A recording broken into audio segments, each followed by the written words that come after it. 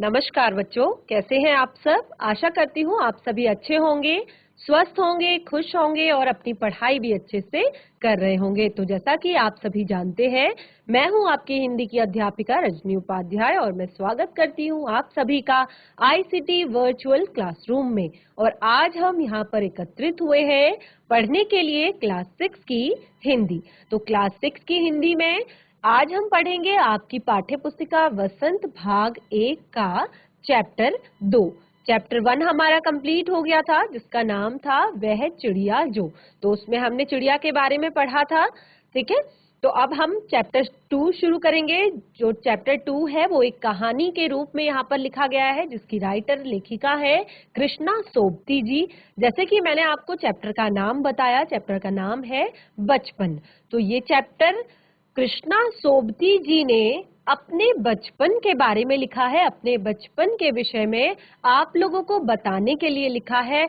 क्योंकि कृष्णा सोबती जी कहती है कि जब अभी आप इस चैप्टर को पढ़ रहे हैं तो उनकी जो आयु है, उम्र जो है, वो आपकी दादी या नानी की उम्र की है।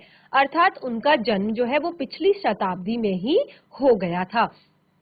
और इस चैप्टर में बहुत सारी इंटरेस्टिंग चीजें भी आपको पढ़ने को मिलेंगी और मेन चीज ये पढ़ने को मिलेगी कि क्या डिफरेंस कृष्णा सोबती जी के जीवन में के बचपन में और आपके बचपन में है। क्योंकि शताब्दी पूर्व उनका जन्म हुआ था, तो उस समय टाइम अलग था और अभी का जो टाइम है बहुत ज्यादा अलग है। तो बहुत सारी चीजें हैं जो पहले हुआ करती होंगी, आज नहीं होती हैं, और कुछ ऐसी है कि आज जो होती है वो पहले नहीं हुआ करती थी। तो इस तरह आज हम ये सारी चीजें चैप्टर में पढ़ेंगे। सभी बच्चे ध्यान से सुनेंगे, समझने की कोशिश करेंगे। चैप्टर क्योंकि बचपन से रिलेटेड है, आप लोगों से रिलेटेड है, तो आप लोगों को इस चैप्टर को पढ़ने में बहुत इंटरेस्ट आने वाला है। तो चलते हैं स्मार्ट बोर्ड की तरफ, शुरू करते हैं आज का चैप्टर बचपन। यहाँ पर कृष्णा सोमवती जी पहली ही पंक्ति में लिखती हैं कि आज तुम्हें अपने बचपन की ओर ले जाऊंगी। तो जो कृष्णा सोमवती जी है वो कहती है कि आज मैं तुम्हें अपने बचपन की ओर ले जाऊंगी, यानी कि अपने बचपन की यादें, अपने बचपन की बातें तुम्हें बताऊंगी। अब आगे कहती हैं कि मैं तुमसे कुछ इतनी बड़ी हूँ कि तुम्हारी दादी भी हो सकती हूँ। तो उन्होंने ये कब लिखी है? ये एक संस्मरण विधा में जो ये कहानी लिखी है, अपने बचपन की जो यादें लिखी है, ये कब लिखी है? कि वो उम्र के इस पड़ाव में है कि जिस उम्र के आप अभी बालक हैं, तो वो आपकी दादी भी हो सकती है, आपकी नानी भी हो सकती है, बड़ी बुआ भी, बड़ी मौसी भी। तो आप उनको, वो उम्र के इस पड़ाव में है कि आप उनको दादी भी बुला सकते हैं, आप उनको नानी भी बुला सकते हैं, या फिर बड़ी बुआ भी बुला सकते हैं, या बड़ी मौसी भी बुला सकते हैं। परिवार में मुझे सभी लोग जीजी कहकर ही बुलाते थे। तो यहाँ पर कृष्णा सोमवती जी कहती हैं कि परिवार में उन्हें सब लोग जीजी, यानी कि जीजी का अर्थ होता है बड़ी बहन या दीदी, कहकर बुलाते थे। हाँ, मैं इन दिनों कुछ बड़ा यानी कि उम्र में सयाना महसूस कर रही हूँ। कृष्णा सोमवती जी कहती हैं जब वो इस संस्मरण को लिख रही है, जब वो इन यादों को लिख रही है, तो वो कहती है कि अभी तक सब मुझे जीजी जीजी कहते थे, लेकिन हाँ, अब मैं कुछ दिनों से कुछ बड़ा यानी कि उम्र में सयाना महसूस कर रही हूँ, शायद इसीलिए कि पिछली शताब्दी में पैदा हुई थी। तो वो कहती है कि शायद ऐसा इसीलिए है कि मैं पिछली शताब्दी में पैदा हुई थी। पिछली शताब्दी का क्या अर्थ है? पिछली शताब्दी का अर्थ है जैसे कि अभी हम 2000 में चल रहा है, जैसे 2001, 2002, 2003, 2004। तो यहाँ पर पिछली शताब्दी से आशय है कि जो सोमवती जी है, कृष्णा सोमवती जी, उनका जन्म 1900 में हुआ होगा। जैसे कि 1920 भी कह सकते हैं, या 1940 भी कह सकते हैं। तो इस तरह उनका जन्म पिछली शताब्दी में हुआ था। तो वो कहती हैं कि इसीलिए मैं अपने आप को थोड़ा सा सयाना महसूस कर रही हूँ। और आगे की पंक्तियों में क्या कहती हैं कि मैंने पहनने और मेरे पहनने और ओढ़ने में भी काफी बदलाव आए हैं। कृष्णा सोमवती जी कहती हैं कि अब मेरे पहनने और ओढ़ने में भी काफी बदलाव आ गए हैं, काफी चेंजेस आ गए हैं, काफी परिवर्तन हो गए हैं। मैं पहले मैं रंग बिरंगे कपड़े पहनती रही हूँ, जैसे नीला, जामुनी, ग्रे, काला, चॉकलेटी। अब मन कुछ ऐसा करता है कि सफेद पहनो। आपने देखा होगा कि जिस तरह के कपड़े हम बचपन में पहनते हैं, फिर हम बड़े होने के बाद थोड़ा सा हमारी चॉइस में, हमारे इच्छाओं में थोड़ा सा परिवर्तन हो जाता है। बचपन में हमें कुछ और चीजें पसंद होती है, बड़े होते हैं, जब हम थोड़ा सा बड़े हो जाते हैं, हमें दुनिया की थोड़ा सा समझ हो जाती है, थोड़ा सा हम मैच्योर होने लगते हैं, तो हमें हमारी पसंद भी बदलती है। और फिर जब उम्र का एक ऐसा पड़ाव आता है, आप भी अपने परिवार में देखते होंगे, आपकी जो भी बड़ी दादी, नानी, मौसी, मामी होंगी, तो उनके कपड़े बिल्कुल अलग होंगे। और जो आपके उम्र के बच्चे हैं या आपसे थोड़ा सा बड़ी जो आपकी दीदी, भाभी है, तो उनके पहनने की जो चॉइस है, उनके कपड़ों को चुनने का जो एक रंग है वो अलग होगा बाकियों से। तो यही यहाँ पर कृष्णा सोमवती जी समझाने की कोशिश कर रही हैं कि मैं भी पहले रंग बिरंगे कपड़े पहना करती थी, अब मन कुछ ऐसा करता है कि सफेद पहनो। सफेद का अर्थ है हल्के कलर के कपड़े, गहरे नहीं, हल्के रंग के, जैसा कि यहाँ पर लिखा भी गया है। मैंने पिछले दशकों में तरह तरह की पोशाकें पहनी है। वो कहती है कि ऐसा नहीं है कि मैं पहले से ही ऐसी थी। वो कहती है मैंने पिछले दशकों, अब दशकों क्या होता है, एक शब्द यहाँ पर आया था पिछली शताब्दी, और अभी एक दूसरा शब्द आया है पिछले दशकों। तो शताब्दी का अर्थ मैंने बता दिया कि 100 साल का समय। जैसे शताब्दी का अर्थ होता है 100 साल का समय, यानी कि 1901 से 1999 या फिर 2000 तक का, ठीक है। और उसके बाद 2000 से 2010, 2010 से 2020, तो इनको हम दशक कहते हैं। 10 वर्ष का समय, इसको हम कहेंगे शताब्दी, यानी कि 100 वर्ष का समय। इसको हम कहेंगे दशक, यानी कि 10 वर्ष का समय। तो यहाँ पर कृष्णा सोमवती जी कहती हैं कि मैंने पिछले दशकों में तरह तरह की पोशाकें पहनी हैं।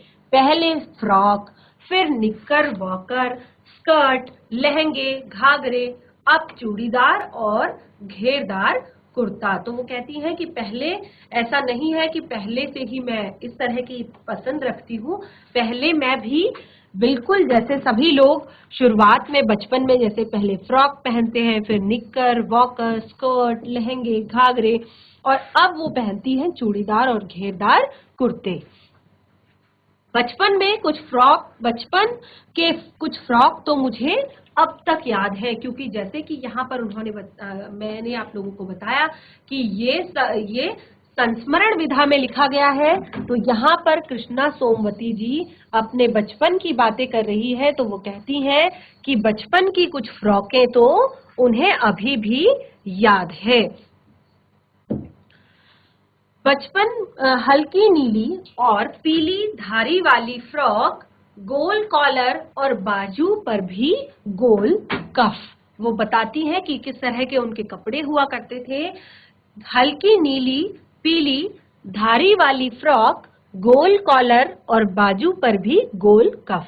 एक हल्के गुलाबी रंग की बारीक चुन्नट वाला घेरदार फ्रॉक, जिसके नीचे गुलाबी रंग की फ्रिल। तो उन दिनों फ्रॉक के ऊपर की जेब में रुमाल और बालों में इतराते रंग बिरंगे रिबन का चलन था। वो अपने बचपन की बातें बता रही है कि उन दिनों फ्रॉक के ऊपर की जेब में एक रुमाल रखने का और बालों में इतराते रंग बिरंगे रंगों का रिबन पहनने का, तो ये शौक तो बच्चों को आज भी होता है। छोटी छोटी जो बच्चियां होती है उनको प्यारे प्यारे कलर के फ्रॉक और बालों में सुंदर सुंदर रंग के रिबन लगाना अच्छा लगता है। लेमन कलर का बड़े प्लेटों वाला गर्म फ्रॉक जिसके नीचे रफ टंकी थी।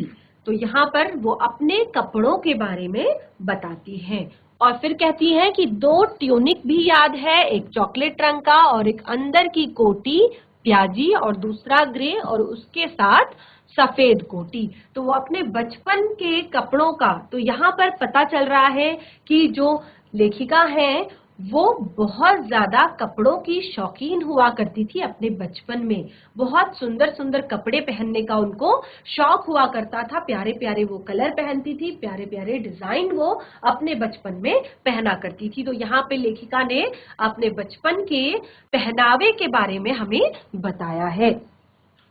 आगे चलते हैं। मुझे अपने मोजे और स्टॉकिंग्स भी याद हैं। तो अब कृष्णा सोमवती जी अपने मोजों और स्टॉकिंग्स के बारे में बता रही है। तो आप भी अपने बचपन की चीजों को के बारे में जब सोचते हैं, आपकी जो बचपन के प्यारे प्यारे खिलौने होते हैं, कुछ ऐसे खिलौने होते हैं जो आपको बहुत ज्यादा प्रिय होते हैं, तो उनकी याद आपके मन से कभी भी नहीं जाती है। या कुछ ऐसे कपड़े होते हैं, बचपन में आपने देखा होगा ना कि बच्चे एक बार जिस चीज की जिद कर लेते हैं, आप ही अभी आप ज्यादा बड़े नहीं हुए हो, आप भी अभी छोटे बच्चे हो, तो बच्चे यानी कि आप लोगों को भी अगर कोई चीज पसंद आ जाती है तो आप अपने मम्मी पापा से उस चीज की जिद करने लगते हो और अक्सर ऐसा होता है कि आप उस चीज को अपने पास संभाल कर रखते हो और उन चीजों को आप कभी भी अपने से दूर नहीं करना चाहते और उनको आप कभी भी नहीं भूलते हो। तो यहाँ पर कृष्णा सोमवती जी भी वही अपने बचपन की चीजें बता रही हैं कि उन्हें अपने मोजे और स्टॉकिंग्स तक याद है कि किस तरह के उनके मोजे और स्टॉकिंग्स हुआ करते थे। बचपन में हमें अपने मोजे खुद धोने पड़ते थे। ये एक बहुत अच्छी आदत है कि अपना काम स्वयं करो। अगर हम बचपन से ही ये छोटी छोटी चीजें, जैसे अपनी खाई हुई प्लेट को धोना, अपने सॉक्स, अपना रुमाल और अपने छोटे छोटे जो कपड़े होते हैं, या ऐसे अपने छोटे छोटे काम जैसे कि अपना बैग खुद से तैयार करना, अपना बिस्तर ठीक करना, अपने कपड़ों को फोल्ड करके अच्छे से जगह पे रखना, तो ऐसी चीजें हमें सीखनी चाहिए बचपन से ही। ठीक है। तो यहाँ पर कृष्णा सोमवती जी भी अपने टाइम की बात बता रही है कि बचपन में हमें अपने मोजे खुद धोने पड़ते थे, जबकि आगे देखिए, जबकि वह नौकर या नौकरानी को नहीं दिए जा सकते थे, इसकी सख्त मनाही थी। उनके घर में रूल था कि कोई भी अपने सॉक्स, अपने जूते नौकर या नौकरानी को धोने के लिए नहीं देगा। तो ये बहुत अच्छी बात है कि अगर हम अपने घर में नौकर रखते भी हैं तो कुछ ऐसे काम होते हैं, कुछ ऐसे हमारे पर्सनल काम होते हैं जो हमें स्वयं करने चाहिए। जैसे कि मैंने आप लोग को अब बताया कि अपनी खाई हुई प्लेट को धोना, अपने सॉक्स धोना, अपने जूते धोना, या अपना रूम ठीक करना, अपना बिस्तर ठीक करना, अपना बैग ठीक करना। तो इस तरह के छोटे छोटे काम तो हमें अभी से सीखने चाहिए। बहुत अच्छी बात है ये। तो यहाँ पर कृष्णा सोमवती जी भी यही बता रही है कि उनके बचपन में भी इस बात की बिल्कुल सख्त मनाही थी। बिल्कुल घर में इस बात के लिए बिल्कुल मना किया गया था कि नौकरों को कोई भी अपने जूते सॉक्स धोने के लिए नहीं देगा। हम बच्चे इतवार की सुबह इसी काम में लगते थे। और कृष्णा सोमवती जी बताती है कि हम बच्चे यानी कि उनके घर के और भी जो बच्चे होंगे, उनके भाई बहन, उनके कजन्स, तो वो सब संडे की जो सुबह होती थी वो इसी काम में लगते थे। धो लेने के बाद अपने अपने जूते पॉलिश करके चमकाते थे। तो कितनी अच्छी बात है। देखिए, ये उन लोगों का भी सम्मान है जिनको हम अपने काम के लिए रखते हैं, क्योंकि जूते, सॉक्स ये सब हमारी पर्सनल चीजें होती हैं। हम इनको गंदा करते हैं तो हम इनको दूसरों को धोने के लिए कैसे दे सकते हैं। तो यहाँ पर कृष्णा सोमवती जी कहती है कि जब संडे का दिन होता था तो सुबह सुबह हमारा यही काम होता था कि हम अपने जूते साफ करें, अपने सॉक्स साफ करें, और उसके बाद अपने जूतों को अगले दिन सोमवार जब हम स्कूल जाते हैं तो उसके लिए हम चमका कर पॉलिश करके रखते थे। जब जूते बड़े ब्रश से रगड़ते तो पॉलिश की चमक उभरने लगती। तो वो बताती है कि जूते पॉलिश से जब ब्रश से जब रगड़े जाते तो उन पर पॉलिश की चमक उभर जाती। सरवर, मुझे आज भी बूट पॉलिश करना अच्छा लगता है। तो वो कहती है कि इसलिए मुझे आज भी बूट पॉलिश करना अच्छा लगता है, क्योंकि बचपन एक ऐसा टाइम होता है, अगर हम कुछ आदतें बना ले तो वो जीवन भर नहीं छूटती है, नहीं बदलती है। तो हमें कोशिश करनी चाहिए कि इस समय पर हम अच्छी आदतें बनाने की कोशिश करें, अच्छी आदतें अपने अंदर लेकर आएं। देखिए, आपने एक बात भी सुनी होगी कि जब लकड़ी कच्ची होती है तो हम उसको किसी भी आकार में मोड़ सकते हैं, किसी भी आकार में घुमा सकते हैं। लेकिन जब लकड़ी पक्की हो जाती है, जब लकड़ी सूख जाती है, जब लकड़ी मजबूत हो जाती है, तो उसको हम आकार नहीं दे सकते। अगर हम उसको आकार देने की कोशिश करें, अगर हम उसको मोड़ने की कोशिश करें, तो फिर वो टूट जाती है। तो यही चीज यहाँ पर भी कृष्णा सोमवती जी हमें समझाने की कोशिश कर रही है कि आज भी उनको पॉलिश करना अच्छा लगता है, क्योंकि वो एक अच्छी आदत उन्होंने बचपन में ही बना ली थी, बचपन में ही डाल ली थी। हालांकि अब नई नई किस्म के शू आ चुके हैं, कहना होगा कि ये पहले से कहीं ज्यादा आरामदेह है।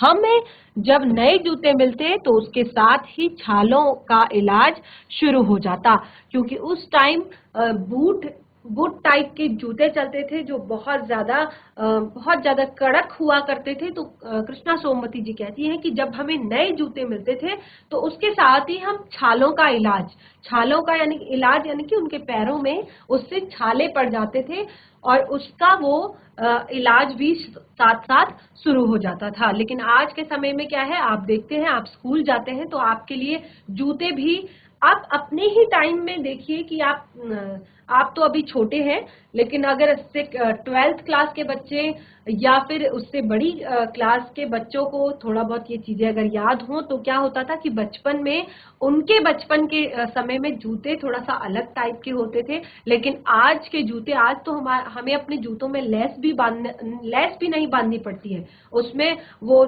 फोल्ड करने वाला होता है, उसको बंद करो बस। बिल्कुल बहुत ज्यादा आरामदेह आजकल के जो जूते हैं बच्चों के लिए वो बनाए जाते हैं।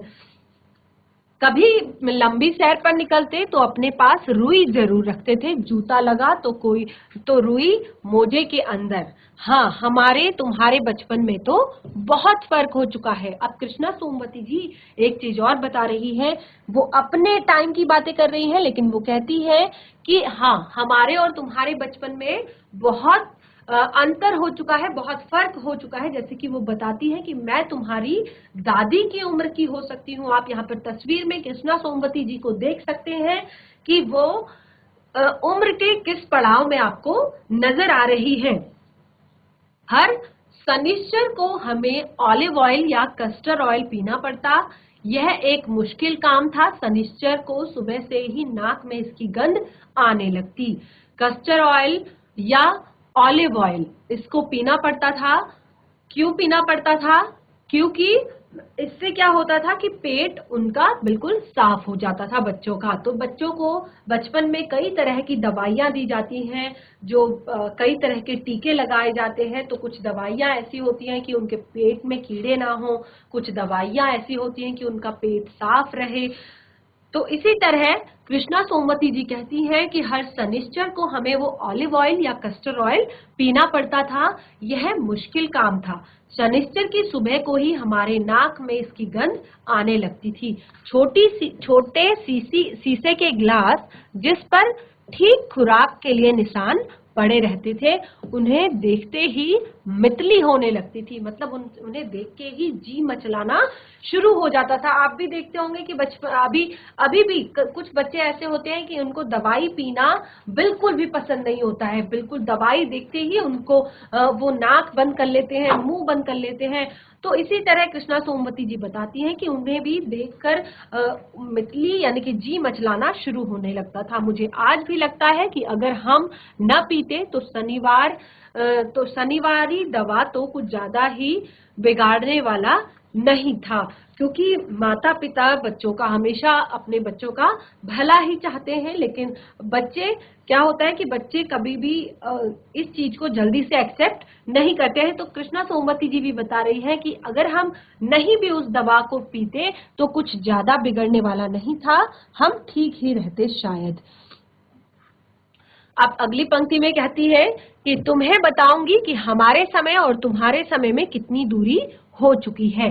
अब कृष्णा सोमवती जी बताना चाहती है कि आपके समय और हमारे समय, यानी कि जब कृष्णा सोमवती जी बच्ची थी, छोटी बच्ची थी, उस टाइम की बात कर रही है कि अभी आप बच्चे हो और जब हम बच्चे थे उस टाइम में कितना अंतर, कितनी दूरी हो चुकी है। यहाँ तक कि बचपन की दिलचस्पियां भी बदल गई हैं। तो ये तो हमें देखने को मिलता ही है कि बचपन के जो इंटरेस्ट थे, बचपन का जो एक खेलने का तरीका था, वो पूर्ण तरीके से बदल गया है, पूरी तरीके से बदल गया है। पहले बच्चे कैसे खेला करते थे और आज के बच्चे कैसे खेला करते हैं।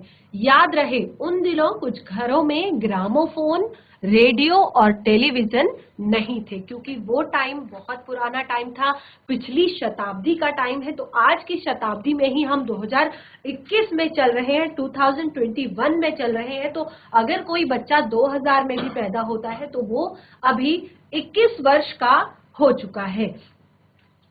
तो कृष्णा सोमवती जी तो पिछली शताब्दी की बात कर रही है। तो पिछली शताब्दी में वो कहती हैं कि कुछ घरों में ग्रामोफोन, रेडियो और टेलीविजन भी नहीं थे। हमारे बचपन की कुल्फी आइसक्रीम हो गई है, कचौड़ी समोसा पेटीज में बदल गया है, शहतूत और फल से खसखस के शरबत कोक और पेप्सी में। तो बताती हैं कृष्णा सोमवती जी की जो हमारे बचपन की कुल्फी थी, क्योंकि उस समय बच्चे कुल्फी खाना पसंद करते थे, लेकिन आज की वो कुल्फी आइसक्रीम बन गई है।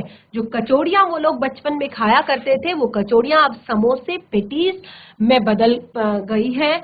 और शहतूत और फाल से खसखस के शरबत, ये सब कोक और पेप्सी में बदल गए हैं, क्योंकि वो उस समय में शहतूत के, फालसे के या फिर बहुत सारी चीजें हैं, जैसे उनके शरबत पिया करते थे। लेकिन आज क्या पीते हैं? कोक या फिर पेप्सी। उन दिनों कोक नहीं, लेमनेड, विमेटो मिलती थी। विमला और नई दिल्ली में बड़े हुए शिमला और नई दिल्ली में बड़े हुए बच्चों को वेगर्स और डिवोको रेस्तरां की चॉकलेट और पेस्ट्री मजा देने वाली होती। हम भाई बहनों की ड्यूटी लगती कि शिमला मॉल से ब्राउन ब्रेड लाने की। तो जो यहाँ पर कृष्णा सोमवती जी अपने बचपन की बातें बताती है, तो वो कहती है कि बहुत सारी चीजें परिवर्तित हो गई है तब से आज के समय में।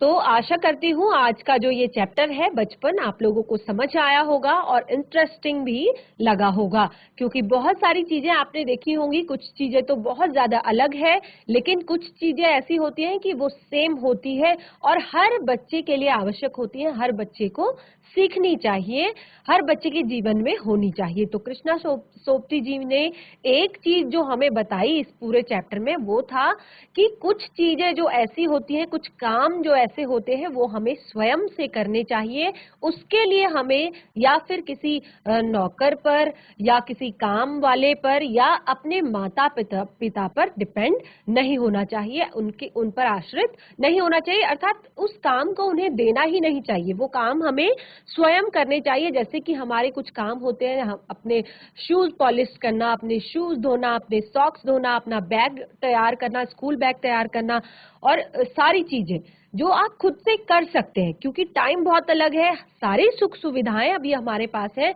तो हम उस टाइम से भी बहुत अच्छा अभी कर सकते हैं, बहुत अच्छा अभी सीख सकते हैं। तो आशा करती हूँ कि चैप्टर आप लोगों को पसंद आया होगा। तो ये चैप्टर आज यहीं पर समाप्त होता है। मिलेंगे नए सेशन में एक नए चैप्टर के साथ। तब तक के लिए धन्यवाद। आपका दिन शुभ हो।